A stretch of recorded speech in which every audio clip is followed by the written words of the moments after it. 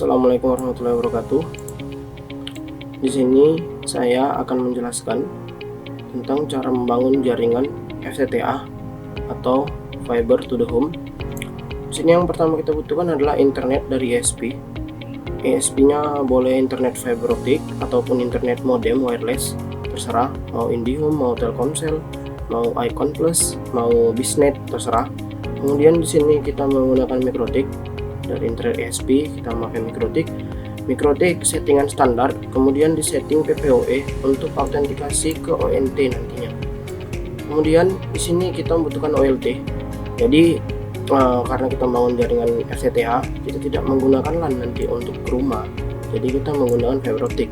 Untuk memperbanyak jaringan fiber optik dibutuhkan OLT. Jadi fungsi OLT di sini adalah untuk membuat satu line fiber optik bisa dibagi melalui splitter atau ODP yang nanti sumber internetnya didapatkan dari LAN dari MikroTik. Di sini usahakan MikroTiknya sudah memakai gigabit karena di OLT juga gigabit. Jadi di sini kita menggunakan MikroTik Hex. Kemudian ODP yang di dalamnya ada splitter untuk membagi dari satu line fiber optik tadi terbagi menjadi 18 atau 216. Kemudian dari ODP kita alihkan ke ONT dengan menggunakan autentikasi dari WAN. Di sini kita menggunakan ONT Huawei atau CTE. Nah, jadi kita autentikasinya melalui WAN menggunakan layanan service dari MikroTik yaitu PPOE. Baik, langsung saja kita ke tutorial. Di sini saya hanya menjelaskan tentang cara menghubungkan ONT-nya ke internet saja, tidak sampai kepada settingan MikroTik, karena kalau settingan MikroTik kita pasti bisa menyeting MikroTik secara dasar. Nanti jika ada yang mau request bisa kita lanjutkan. Kemudian tidak kita ajarkan setting OLT-nya, tapi nanti jika ada requestan bisa kita buatkan. Untuk membangun jaringannya, kali ini kita konfigurasi di bagian ONT-nya saja. Jadi yang pertama itu kita harus merestart modem terlebih dahulu atau mereset, hard reset. Terdapat tombol reset kecil yang bisa kita colokkan sampai modemnya terreset. Kemudian kita cek di belakangnya terdapat SSID default dan passwordnya default.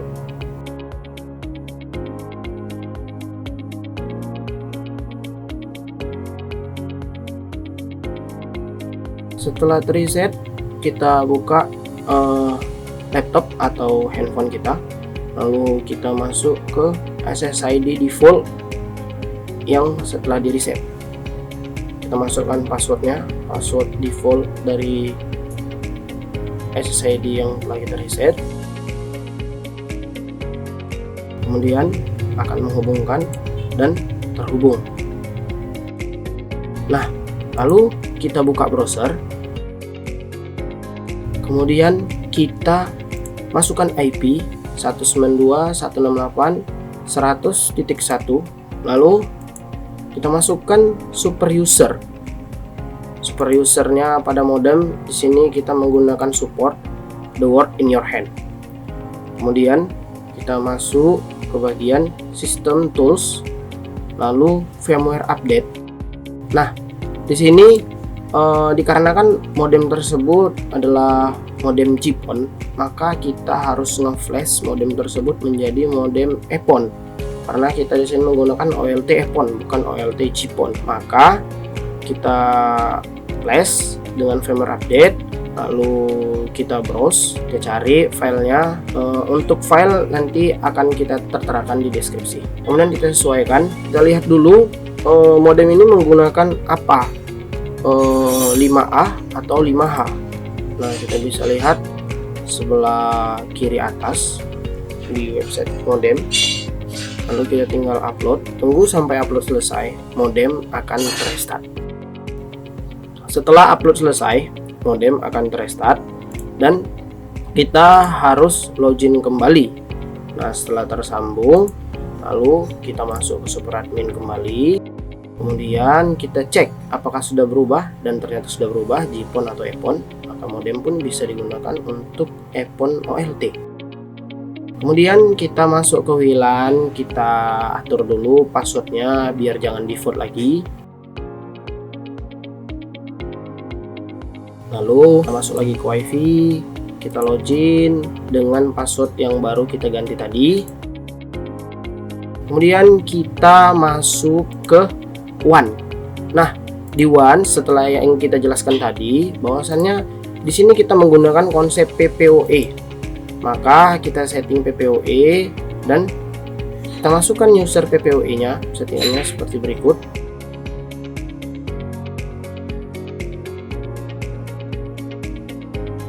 Lalu setelah itu kita apply dan kita binding SSID 1. Kemudian modem pun ONT sudah jadi.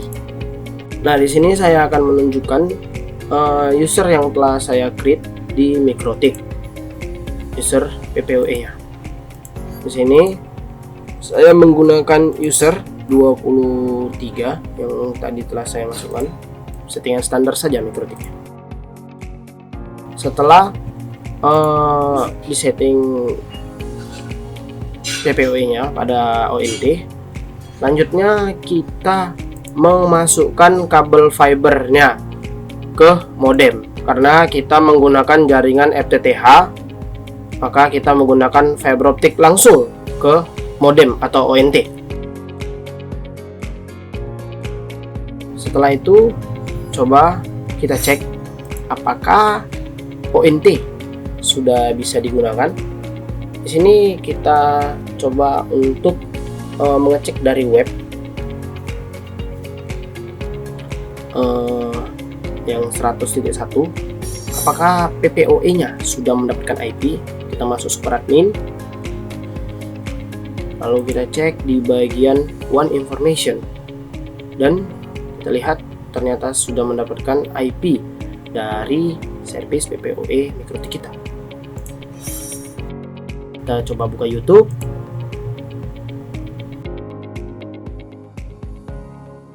Ya, ternyata berhasil. Lalu kita coba, ya bisa. Oke. Maka sistem jaringan kali ini telah berhasil kita bangun. Untuk next time, jika para penonton ingin tahu untuk konfigurasi OLT-nya dan MikroTik-nya, tapi sebelum saya kasih tahu, sebenarnya untuk OLT-nya sendiri kita gunakan sebagai hub saja sih. Kemudian untuk MikroTik-nya itu setting standar sebagai PPOE saja. Oke, baik, terima kasih. Saya akhiri. Assalamualaikum warahmatullahi wabarakatuh.